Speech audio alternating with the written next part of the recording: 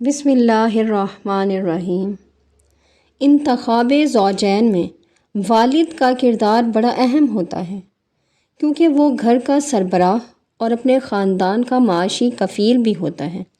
اور ان کی بہترین تربیت بھی اس کی ذمہ داری ہوتی ہے۔ وہ اپنے اہل و عیال کی تربیت اور پرورش کے بارے میں روز قیامت اللہ تعالیٰ کی بارگاہ میں جواب دہ ہوگا۔ صحیح بخاری کے باب کتاب الجمعہ میں حدیث مبارکہ ہے جو حضرت عبداللہ بن عمر رضی اللہ تعالی عنہ سے روایت ہے۔ فرماتے ہیں کہ انہوں نے حضور نبی کریم صلی اللہ علیہ وآلہ وسلم کو فرماتے ہوئے سنا، الرجل راع فی اہلہ وہو مسئول عن رعیتہ۔ آدمی اپنے اہل و عیال کا نگران ہے اور اس سے اس کی رعیت یعنی اہل و عیال اور زیر کفالت افراد سے متعلق سوال کیا جائے گا۔ لہٰذا والد کو چاہیے کہ وہ اپنی فہم و فراست، عمر بھر کے ذاتی تجربے اور اپنی اولاد کی قابلیت اور اہلیت اور طبعی میلانات کو مد نظر رکھتے ہوئے اپنے بیٹے یا بیٹی کے رشتے کے انتخاب میں دلچسپی لیں۔ عام طور پر مرد اس قسم کے معاملات کو کلیتاً ہی خواتین کے سپرد کر دیتے ہیں اور شادی کے لیے صرف مالی انتظام و انصرام کو ہی اپنی ذمہ داری سمجھتے ہیں، جبکہ دین اسلام اولاد کے لیے بہترین رشتے کے انتخاب میں ماں اور باپ دونوں پر یکساں ہی ذمہ داری عائد کرتا ہے۔ اس لیے والد کو چاہیے کہ اولاد کے لیے شریک حیات کا انتخاب باہمی مشاورت سے کرے، ایسا رشتہ منتخب کرے جو نیک سیرت، مہذب، با اخلاق اور شریعت اسلامی کا پابند ہو۔ داماد کے لیے ایسے فرد کا چناؤ کریں جو عورت کا احترام کرنے والا، احسان کرنے والا، اسلامی شعار کو اپنانے والا اور معاشی لحاظ سے خود کفیل ہو، اور بہو کے لیے بھی ایسی لڑکی کا انتخاب کرے جو شرم و حیا کی پیکر، اسلامی تعلیمات کی روح کو سمجھنے والی، نیک سیرت اور اچھے نسب کی مالک ہو۔ والد کی طرح انتخاب زوجین میں والدہ کا کردار بھی بہت اہمیت کا حامل ہے، کیونکہ یہ حقیقت ہے کہ اولاد کا باپ کے مقابلے میں ماں سے تعلق عام طور پر زیادہ گہرا اور شدید ہوتا ہے، اور اسی تعلق کی وجہ سے ہی مرد کے مقابلے میں زیادہ تر ماں یا بہن ہی انتخاب زوجین میں اہم کردار ادا کرتی ہیں۔ لیکن المیہ یہ ہے کہ آج کل کی مائیں داماد میں دین داری، حسن خلق اور کردار دیکھنے کی بجائے مال و دولت اور دنیا کی بڑائی دیکھتی ہیں، اور یہ نہیں سوچتی کہ اگر لڑکے میں دین داری ہی نہیں ہے تو وہ لڑکی کو بھی دین پر چلنے نہیں دے گا۔ بے پردگی کو اہمیت دی جائے گی، کیونکہ بیٹی جس گھر میں جا رہی ہے وہاں تو فرائض ترک ہوں گے۔ اسی طرح دین کو پس پشت ڈال کر مال و دولت، کوٹھی بنگلے کو ترجیح دینے سے دنیا تو شاید آرام سے گزر جائے مگر آخرت برباد ہو جائے گی۔ اسی طرح مائیں بہوؤں کے انتخاب میں بھی حد درجہ خوبصورتی اور مال و دولت کو ہی دیکھتی ہیں اور دین کی پرواہ نہیں کرتی، جس کے نتیجے میں اکثر ہی بہو کے آتے ہی گھر کا سکون تباہ ہو جاتا ہے۔ چونکہ ماں ہی وہ عظیم ہستی ہے جو اپنے بچوں کی نفسیات، پسند، ناپسند، قابلیت اور اہلیت کا زیادہ علم رکھتی ہے، لہٰذا ہر ماں کو اپنے لیے داماد یا بہو کے انتخاب میں اولاد کی خواہش کو مد نظر رکھتے ہوئے ہی ہر اس پہلو کا لحاظ کرنا چاہیے اور خیال بھی رکھنا چاہیے کہ جو ایک اچھے اور مثالی خاندان کو جنم دے سکے، کیونکہ زوجین کے غلط انتخاب سے گھریلو سطح پر منفی اثرات مرتب ہوتے ہیں۔ انسانی زندگی میں انتخاب زوجین جس قدر اہمیت کا حامل ہے، شاید ہی کوئی اور پہلو اس قدر اہم ہو، کیونکہ یہ سب سے زیادہ انسانی زندگی پر اثر انداز ہوتا ہے۔ اگر انتخاب اچھا ہو تو اچھے اثرات مرتب ہوتے ہیں اور بے شمار فوائد و ثمرات حاصل ہوتے ہیں، لیکن اگر انتخاب غلط ہو تو بے شمار مسائل کا سامنا کرنا پڑتا ہے اور گھروں میں فساد اور لڑائی جھگڑے جنم لیتے ہیں۔ نتیجتاً ازدواجی زندگی پیچیدہ اور مسائل سے دوچار ہو جاتی ہے۔ اس کی بے شمار مثالیں ہمیں اپنے معاشرے میں ہی دیکھنے کو ملتی ہیں۔ آئے روز مختلف اقسام کی خبریں پرنٹ اور الیکٹرانک میڈیا کے ذریعے پڑھنے، سننے اور دیکھنے کو ملتی رہتی ہیں، جن کی بنیادی وجہ غلط انتخاب زوجین ہوتا ہے اور جس کے نتیجے میں اولاد کی زندگی میں مسائل اور پیچیدگیاں پیدا ہوتی ہیں۔ اور اس کے علاوہ گھریلو سطح پر جو منفی اثرات مرتب ہوتے ہیں وہ الگ ہیں۔ اگر ہم ان کا خلاصہ بیان کریں اور ان کو کچھ پوائنٹس میں بیان کریں تو اس کا سب سے پہلا نقطہ یہ ہے کہ زوجین کے درمیان جذبہ محبت اور مودت پیدا نہیں ہو پاتا جو اس رشتے کے استحکام کا ذریعہ ہے۔ دوسرا یہ کہ گھروں کا آرام و سکون اور راحت تباہ ہو جاتی ہیں، ہر روز نئے فسادات اور لڑائی جھگڑے پیدا ہوتے ہیں۔ اس کے علاوہ بچے بھی ذہنی انتشار کا شکار ہو جاتے ہیں، بچوں کی تعلیم و تربیت پر برے اثرات مرتب ہوتے ہیں، حتیٰ کہ بعض دفعہ حالات کی پیچیدگیوں کی وجہ سے نوبت علیحدگی تک آ جاتی ہے اور دو خاندانوں میں دشمنی پیدا ہو جاتی ہے۔ گھروں میں اسلامی ماحول پیدا نہیں ہو سکتا اور ازدواجی زندگی کے متعلق اسلام کا جو فلسفہ ہے وہ ختم ہو جاتا ہے، اور اس میں زیادہ تر لڑائی جھگڑوں میں خواتین تشدد کا شکار ہوتی ہیں۔ الغرض ایسی بہت سی انگنت قباحتیں ہیں جو غلط انتخاب زوجین کی وجہ سے پیش آتی ہیں اور گھریلو زندگی پر منفی اثرات مرتب کرتی ہیں۔ اس سے نہ صرف خاندان تباہ و برباد ہوتا ہے بلکہ معاشرہ بھی ترقی کی راہ میں پیچھے رہ جاتا ہے۔ نکاح کا مقصد انسان کے لیے آرام و سکون کا ایک مستقل ذریعہ فراہم کرنا ہے تاکہ اس کے نتیجے میں ایک ایسے خاندان کی بنیاد رکھی جائے جس میں باہمی مودت، قلبی محبت، جذباتی ہم آہنگی اور یکجہتی ہو۔ نکاح کا عمل صرف اسی صورت میں ہی راحت و سکون کا باعث بن سکتا ہے جب انتخاب زوجین کا عمل اسلامی تعلیمات کے مطابق درست کیا جائے۔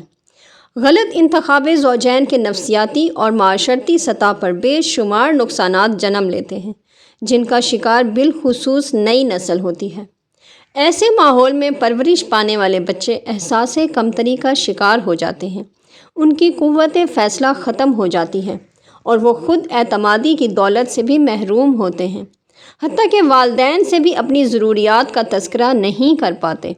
ان کی طبیعتوں میں اس قدر چڑچڑا پن آ جاتا ہے کہ وہ بات بات پر بگڑ جاتے ہیں، کسی مثبت کام میں بھی کسی کی مدد لینا اور نصیحت قبول کرنا گوارا نہیں کرتے۔ ایسے بچے زندگی کے میدان میں ہمیشہ ناکام رہتے ہیں، ان کے اندر ہر وقت جذباتی کشمکش رہتی ہے، ان کی ذہنی سطح اس قدر مفلوج ہو جاتی ہے کہ ذہن نشو و نما نہیں پا سکتا اور وہ تعلیم، کھیل، الغرض زندگی کے ہر میدان میں پیچھے رہ جاتے ہیں۔ ایسے بچے دین سے بھی دور ہو جاتے ہیں اور نفسیاتی مسائل کا شکار یہی بچے بڑے ہو کر معاشرے پر منفی اثرات مرتب کرتے ہیں، تعمیری کاموں کی بجائے تخریبی کارروائیوں میں ملوث ہو جاتے ہیں، سگریٹ نوشی، نشہ بازی، جھوٹ، فریب، ڈاکہ زنی، حتیٰ کہ قتل و غارت گری کی عادات میں بھی گرفتار ہو جاتے ہیں۔ اس قسم کے افراد معاشرے میں بے شمار اخلاقی برائیوں کا سبب بنتے ہیں اور معاشرتی ترقی میں بھی پیچھے رہ جاتے ہیں۔ لہٰذا ضروری ہے کہ انتخاب زوجین کے وقت اسلامی تعلیمات کو مد نظر رکھا جائے۔ خاندان کی تعمیر میں زوجین کی ہم آہنگی اہم کردار ادا کرتی ہے۔ ایک مکمل معاشرے کے قیام کا آغاز گھر سے ہوتا ہے جو خاندان سے تشکیل پاتا ہے۔ خاندان کی تعمیر و استحکام زوجین کے مابین محبت اور مودت، الفت اور رحمت اور ایثار بھرے تعلق سے وجود میں آتا ہے۔ قرآن پاک میں سورہ روم کی آیت نمبر 21 میں ارشاد باری تعالیٰ ہے، اور یہ بھی اس کی نشانیوں میں سے ہیں کہ اس نے تمہارے لیے تمہاری ہی جنس سے جوڑے پیدا کیے تاکہ تم ان کی طرف سکون پاؤ، اور اس نے تمہارے درمیان محبت اور رحمت پیدا کر دی۔ بے شک اس نظام تخلیق میں ان لوگوں کے لیے نشانیاں ہیں جو غور و فکر کرتے ہیں۔ باہمی ہم آہنگی سے رشتہ داروں، دوستوں اور دیگر افراد کی ازدواجی زندگی میں مداخلت کے امکانات بہت ہی کم رہ جاتے ہیں اور میاں بیوی اپنے تنازعات اور اختلافات کو خود تک محدود رکھتے ہوئے خود ختم کرنے کی کوشش کرتے ہیں۔ اس طرح ایک دوسرے کو تنقید و مذمت کا نشانہ بنائے بغیر مسائل حل ہو جاتے ہیں اور محبت اور چاہت، سکون اور اطمینان کی وجہ سے ازدواجی زندگی مزید خوبصورت اور شاندار ہو جاتی ہے۔ معاشی مسائل اور امور کو سمجھنے میں مدد ملتی ہے۔ اس طرح وہ اپنی معاشی ضروریات اور صورتحال سے آگاہ رہتے ہوئے دوسروں کے سامنے شرمندہ ہونے سے بچ جاتے ہیں۔ خاندان کی تعمیر و استحکام کے لیے میاں بیوی دونوں ہی قربانیاں دیتے ہیں، مگر ان قربانیوں کی صورتیں جداگانہ اور نوعیت مختلف ہوتی ہیں۔ دونوں ہی ایک دوسرے کے کام کی تعریف و توصیف کرتے ہیں اور اسے سراہتے ہیں، جس سے نہ صرف ازدواجی زندگی میں محبت بڑھتی ہے بلکہ خاندان کی بنیادیں بھی مستحکم ہوتی ہیں۔ اب سوال یہ پیدا ہوتا ہے کہ زوجین کو درپیش گھریلو مسائل کس طرح حل کرنے چاہئیں؟ تو اس کا آسان سا جواب ہے کہ زوجین کو درپیش گھریلو مسائل معاملہ فہمی اور نہایت سمجھداری کے ساتھ قرآن و حدیث اور اسوہ حسنہ کی روشنی میں حل کرنے چاہئیں۔ اس کے کچھ طریقے ہیں جن پر عمل پیرا ہو کر زوجین کو گھریلو مسائل حل کرنے میں کافی حد تک معاونت مل سکتی ہے۔ پہلا طریقہ تو یہ ہے کہ کئی معاملات معمولی قسم کے ہوتے ہیں لیکن صرف زوجین کی ضد اور ہٹ دھرمی کی وجہ سے سنگین ہو جاتے ہیں۔ اس سے گھر کا سکون تباہ ہو جاتا ہے اور ایسے مواقع پر انہیں ایک دوسرے کے مزاج کو سمجھ کر باہمی حسن و سلوک اور اچھے اخلاق کا مظاہرہ کرنا چاہیے،